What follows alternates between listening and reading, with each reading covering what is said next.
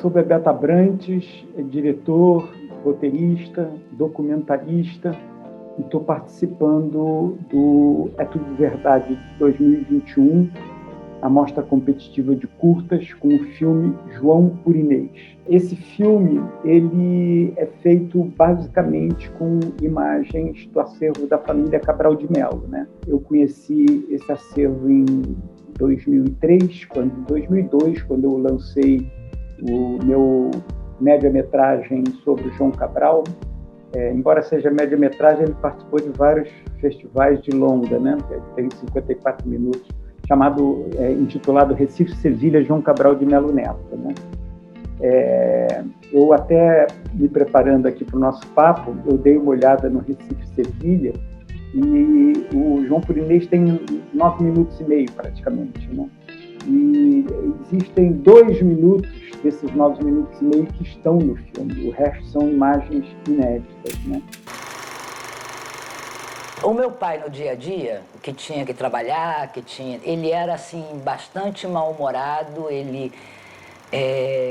não puxava assunto. Se você conversasse com ele respondia, mas ele não puxava assunto. E meu pai, de férias, isto é, viajando, passeando com a gente, aí era o contrário, ele era absolutamente 100% ligado na gente, entendeu? A ideia foi fazer uma narrativa em que a gente procurasse enfocar não o poeta, a fortuna crítica do João Cabral de Melo Neto, é quase maior, ou no mínimo do mesmo tamanho que a do Carlos Drummond, porque o João Cabral foi um poeta que sempre se prestou aos críticos de eles exercerem o seu ofício com profundidade, com originalidade, talvez até por esse lado racional e construtivista da poesia do João Cabral, né? Conversando com Inês Cabral, tempos depois do Recife, Sevilha, eu tinha gostado muito da participação dela no filme, e aí percebi que ela é uma narradora privilegiadíssima para falar sobre João Cabral, né? Porque ela conviveu 21 anos com o pai, viajando. João Cabral passou 40 anos em torno disso, cumprindo funções diplomáticas em países variados, em 3 ou 4 continentes, acho que 3, África, América, Europa, né? E ela é profunda conhecedora da obra do pai.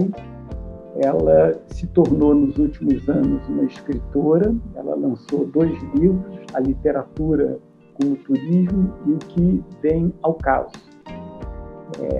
Então, foi um conjunto de situações que me levou a fazer essa narrativa, que são imagens da família, mais de 2/3 delas inéditas, com um depoimento em off da Inês, do ponto de vista privilegiado de filha, falando sobre o pai e o homem João Cabral. Muito se conhece do poeta João Cabral, do pai do homem João Cabral se conhecia muito pouco. Agora, eu acho que decorridos 22 anos da morte dele, esses livros da Inês, uma fotobiografia coordenada pelo Eucanaan Ferraz, que é belíssima, que saiu agora, o próprio João por Inês, um outro projeto que eu tenho de longa-metragem, que aí originalmente o nome era João por Inês, mas como virou o nome do curto, esse outro projeto, vamos ver se eu consigo fazer, né? A gente sabe como é que o título será Meu Pai e Eu, não só com a Inês, mas com a Inês e outras pessoas, e utilizando das mais de 40 horas que eu tenho de gravação em Pernambuco, no Recife, na Zona da Mata, no Agreste, no Sertão, em Sevilha e Barcelona. E um depoimento que é um verdadeiro testemunho do João, porque ele veio a falecer exatamente no ano que eu e o Belisário Franca, da Giros, estávamos encontrando com o João, tivemos 6 encontros. Então, são 4 horas e meia, das quais eu utilizo no Recife Sevilha 25 minutos, uma coisa assim. Então, tem um material inédito muito grande. Então, esse curto está dentro de um projeto de retomada e de revisão de alguns aspectos paradigmáticos a respeito da vida e da obra do João Cabral. Quando minha mãe morreu, eu acho que talvez isso Freud explique, ele ficou cego assim, quase imediatamente, meses depois. Então eu acho que isso foi um sofrimento muito grande para ele, porque ele já não era um ser social, ele já era todo para dentro. Aí parou da única felicidade que ele tinha na vida, que era ler. Aí eu ia visitar ele todo dia, e eu ia ler para ele todo dia.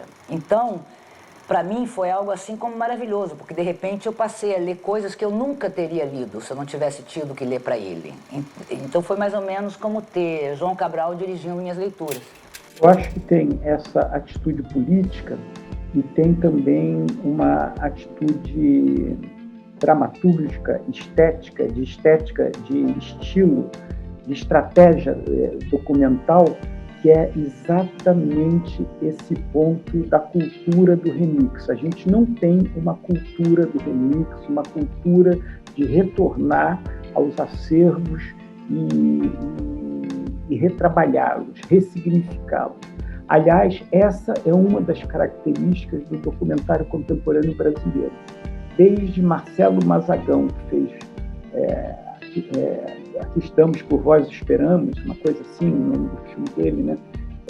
Que ele fez só com imagem de arquivo e arranjou uma ressignificação, síntese do século XX, né? Com humor, com muita informação.